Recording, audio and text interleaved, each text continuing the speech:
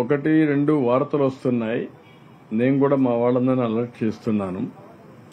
మీకు concrete information ఉంటే పలాంది ఇక్కడ జరిగిందంటే డెఫినెట్ గా ఫర్మ్ గా తాట తీస్తాం. వాళ్ళని ఏ విధంగా ట్రీట్ చేయాలో ఆ విధంగా ట్రీట్ చేస్తాం. దీనికంటే ద్రోహం ఇంకోట్లేదు. ఎవరైనా సరే అలాంటి బ్యాచ్ ఉంటే మాత్రం జాగ్రత్తగా ఉండండి. కబద్దారి హెచ్చరిస్తున్నా. ఇది నాకు ఒక అనుమానం కూడా ఉంది. ఇలాంటి ఏమైనా వైఎస్ఆర్ కాంగ్రెస్ కూడా పంపిస్తున్నారా, కావాలని డిస్టర్బ్ చేయడానికి చూస్తున్నారా, ఈ కుట్రలు ఏమన్నా భాగాలున్నాయా తెలియదు నాకు. నేను ఆధారం లేకుండా ఇది పెట్టను. ఈరోజు మనం చూస్తున్నాం, మొన్నొచ్చిన బోట్లు పవర్ఫుల్ బోట్స్. అవి మామూలుగా వుడన్ బోట్స్ కాదు, అవి ఐరన్ బోట్స్. ఏ విధంగా వచ్చాయి? ఆ విధంగా వచ్చిన బోట్లు కరెక్ట్ గా ఇన్ బిట్వీన్ ఆ వెయిట్స్ ఏవైతే ఉన్నాయో 2 గేట్ల మధ్యలో వచ్చినట్టు దాన్ని కొట్టాయి. అది కొట్టింది కాబట్టి అక్కడ కుంగిపోయింది. ఆ పవర్ఫుల్ కాలం కుంగిపోయింది.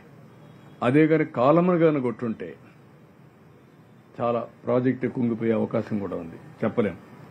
చాలా పవర్ఫుల్ గా ఫ్లో వస్తుంది వాటర్.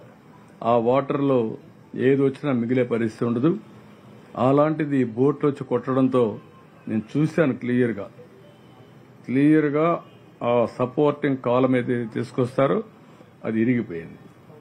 దాన్నే ఇప్పుడు తీసాను కౌంటర్ వెయిట్ మొత్తం ఇరిగిపోయే పరిస్థితికి వచ్చింది.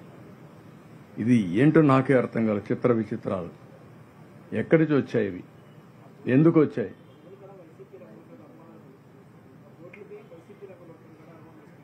అనుమానం వచ్చింది. ఆ బోట్ ఓనరు వాళ్ళ ఫోటోలు కూడా ఉన్నాయి. అవి కూడా ఉన్నాయి. ఈ అనుమానాలన్నీ ఏ విధంగా మనం వీళ్ళు ఫస్ట్ డే నుంచి చూస్తున్నాం.